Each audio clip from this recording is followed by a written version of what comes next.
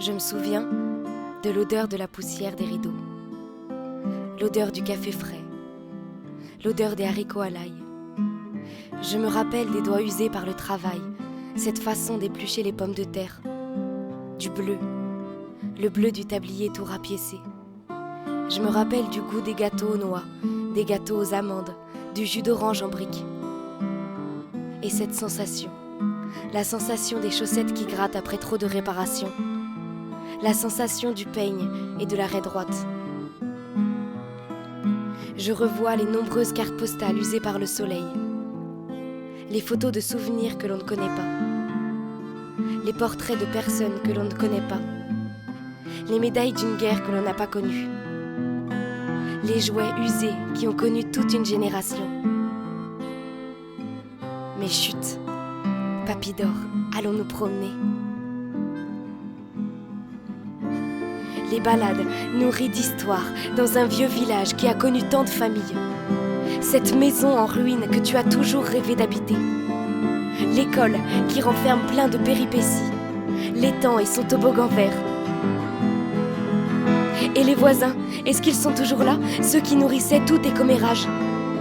La tranquillité sur ton visage, ton sourire, tes histoires, ton histoire. Les histoires de papa, tonton, tatate, les histoires de mobilette.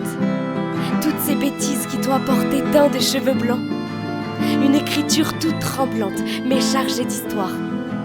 La vision enfantine d'un meuble inébranlable, de personnes inébranlables. Du moins, on le pensait. Jusqu'à la tempête.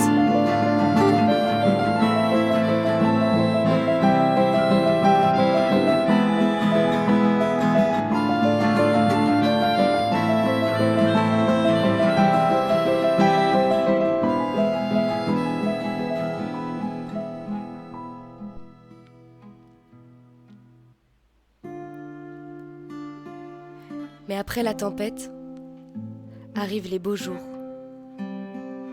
Et on voit les choses différemment. À présent, on discerne les fissures dans les murs.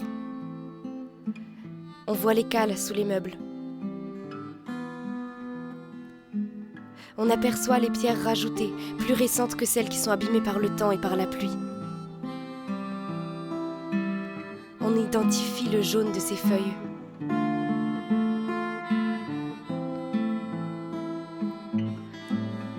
J'ai repris la musique et je continuerai pour toi, pour te rendre fier et en mémoire de ces après-midi sur le vieil orgue, dans cette chambre. Et si je suis chanceuse, j'entendrai papy à l'harmonica dans la chambre d'à côté. Mais chut, c'est un secret.